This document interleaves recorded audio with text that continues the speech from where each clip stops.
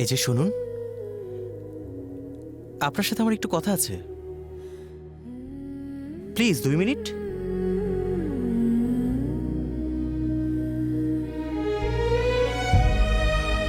কি হয়েছে আপনার? আমি গতকাল আপনাকে অনেকবার ফোন করেছি, কিন্তু আপনি আমার একটা ফোনও রিসিভ করেননি। না, কিছু হয়নি। তাহলে আমার ফোনটা ধরলেন না যে? আসলে আমার মনটা ভালো নেই। আমি বুঝতে পারছি।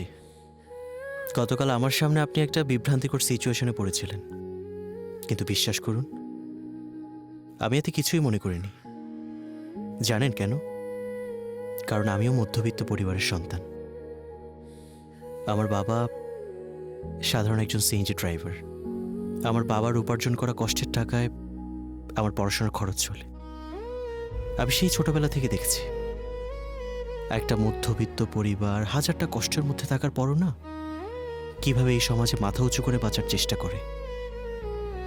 আর তাই আমি আপনার কষ্টটা অনুভব করতে পারছি।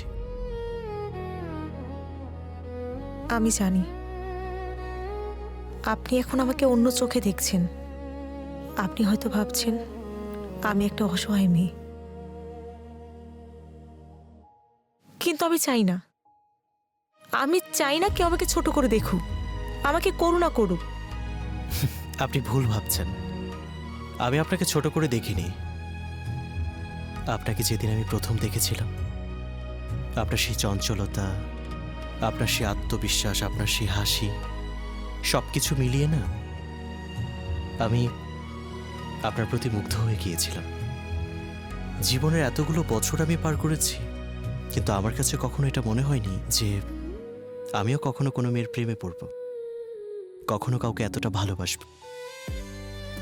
আপনিই সেই মানুষ, যে মানুষটাকে দেখে আমার কাছে মনে হয়েছে আমি তাকে আমার জীবনে চাই। আচ্ছা নীলা, আমি যদি আপনার পাশে থাকতে চাই, আপনি কি আমাকে আপনার পাশে রাখবেন সারা জীবন? মানুষ পাশে থাকার কথা খুব সহজেই বলে, কিন্তু খুব কম মানুষই পাশে থাকে।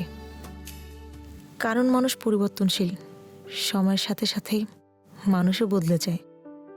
কথাটা আপনি খারাপ বলেননি। মানুষ সত্যিই পরিবর্তনশীল।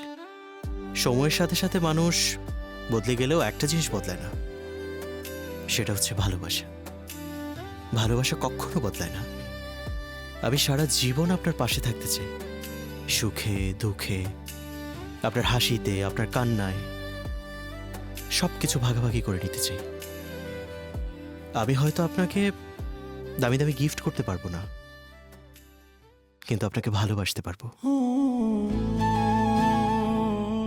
আচ্ছা, আপনি কি আমাকে ভালোবাসবেন?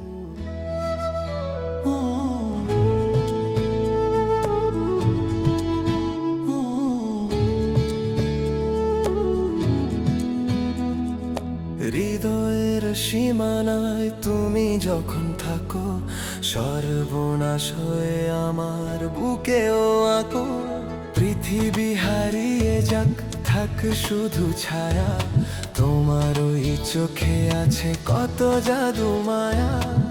ভালোবাসার নজরে যেদিকে তাকাই, শুধু তোমায় দেখতে পাই।